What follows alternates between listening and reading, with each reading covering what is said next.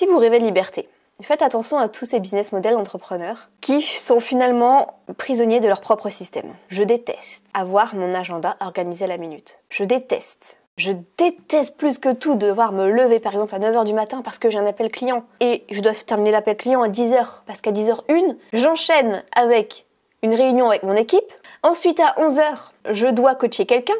À midi, je dois rejoindre un entrepreneur jusqu'à 12h45, pas plus, parce que après, je dois absolument,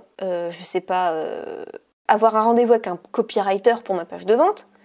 Ensuite, je dois valider les travaux de mon media maker. Non, c'est terrible. Des journées comme ça d'entrepreneurs où ils ont leur Google Agenda où t'as plein de blocs et ils doivent faire tout ça, mais c'est stressant, mais c'est horrible. C'est horrible parce que, je fais beaucoup en fait selon mes envies. Je travaille quand même beaucoup, entre guillemets, l'après-midi. Je travaille que l'après-midi. Et par contre, je vais faire selon mes envies. Mais si une après-midi j'ai pas envie, je ne vais pas travailler. Et je me dis, j'ai cette liberté d'avoir le choix en fait. Alors que eux finalement, ils n'ont pas le choix. Et parce qu'ils ont trop d'équipes, trop de prestataires, trop de clients, trop de coaching, une société où ils doivent faire au minimum, 10 000 euros, sinon ça rentre pas dans leurs frais, c'est terrible. Et ils peuvent même pas vraiment partir en vacances parce qu'ils seront stressés, leur société dépend trop de eux, c'est horrible.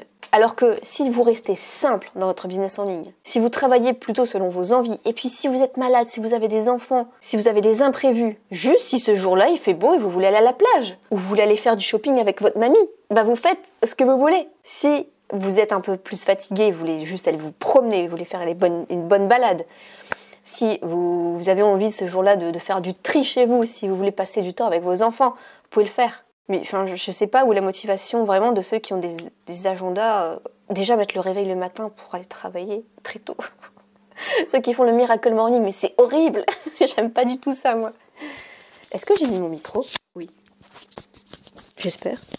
Je connaissais quelqu'un comme ça qui en fait rêvait de liberté comme beaucoup d'entrepreneurs. Je dirais comme 99% des entrepreneurs. Et donc du coup, il était salarié à la base. Il a créé une société, sauf qu'en fait c'est l'ego qui l'a poussé à prendre de beaux bureaux, d'avoir des salariés, et finalement il s'était rendu compte, au bout de quelques années quand même, qu'il avait plus le goût à lui-même aller au bureau, aller voir les autres personnes qu'il avait embauchées, parce qu'en fait il avait recréé exactement les mêmes conditions de salariat qu'avant. Et ce qu'il a fini par faire, c'est fermer les bureaux, voyager, déménager et ne prendre que des prestataires à distance. Et il s'est senti beaucoup mieux. Et surtout ne plus devoir avoir un agenda à régler la minute. Il faut savoir que 70% des entrepreneurs finissent par travailler plus que leur ancien job. Et la majorité d'entre eux gagnent même beaucoup moins. Si on prend ceux par exemple qui font du dropshipping, ils doivent payer les pubs Facebook, du stock, faire du site, faire un site internet, avoir toujours des coûts à payer, optimiser leur publicité, et ils se retrouvent esclaves finalement d'un algorithme. Donc est-ce qu'ils sont si libres que ça? Non.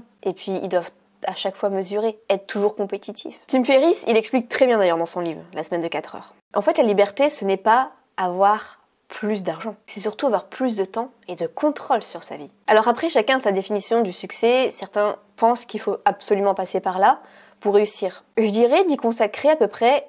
On peut travailler de façon acharnée pendant 3 ans de notre vie dans l'entrepreneuriat. En tout cas, moi, les 3 premières années où j'ai commencé, c'est vrai que je travaillais beaucoup quand même sur mon business en ligne, quoique j'avais aussi à côté mes études de droit, je sortais pas mal, donc au final, le temps que j'y consacrais, c'était pas tant que ça. C'est juste que j'ai beaucoup de choses à côté.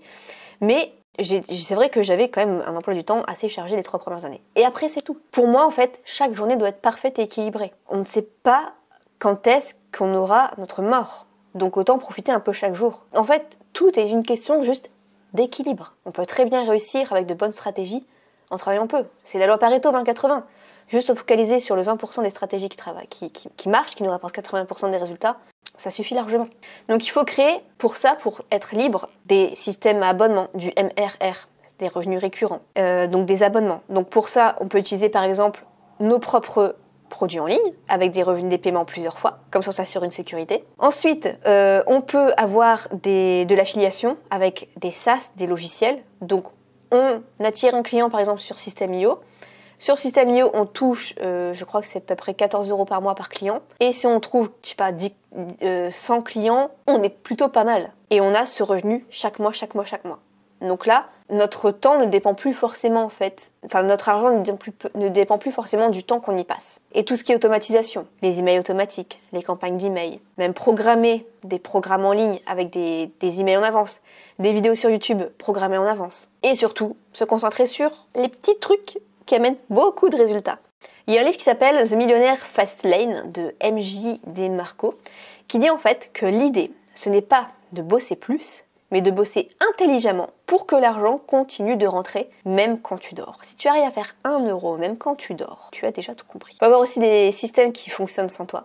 Tu ne devrais pas être le centre de ton système, parce qu'un vrai business, ça tourne même quand tu es en vacances. Petite, on me disait, tu ne feras pas toujours ce que tu veux quand tu seras plus grand. Eh bien si. Si c'est possible. Il faut arrêter avec ces croyances-là. Si j'ai envie, là, tout de suite, d'arrêter la caméra et d'aller me baigner, bon, il fait froid, mais si j'ai envie de le faire, je peux le faire. Si j'ai envie d'aller dépenser 1 000 € pour m'acheter, je sais pas, un scooter, si j'ai envie d'aller m'acheter un sac, je peux. Si j'ai envie tout de suite d'aller manger quelque chose, je peux.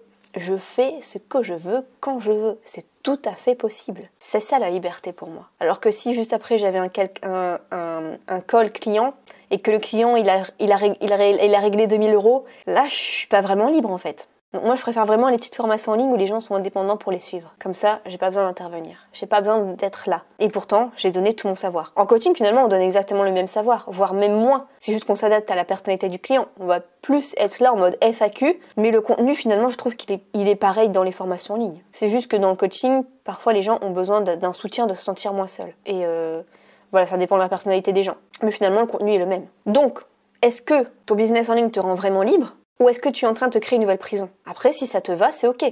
Par exemple, moi je déteste travailler quand il fait beau. J'ai besoin d'être en extérieur ou d'avoir beaucoup de lumière, de baies vitrées. Je détesterais travailler dans un sous-sol, dans un bureau orienté nord. Non. Enfin, je sais pas, quand j'étais à l'école et que j'étais enfermée quand il faisait beau, moi j'en ai beaucoup souffert. J'ai l'impression d'être la seule à avoir beaucoup souffert de ça. Faire cours dans la récré, ça aurait été le rêve. Mais aucun prof n'a jamais voulu faire ça. Bah aujourd'hui, je le fais. J'ai cette liberté. Quand il fait beau, je ne travaille pas. J'ai la plage à côté en plus. Est-ce que toi tu te sens plutôt libre ou enfermé ? Dis-moi ça dans les commentaires.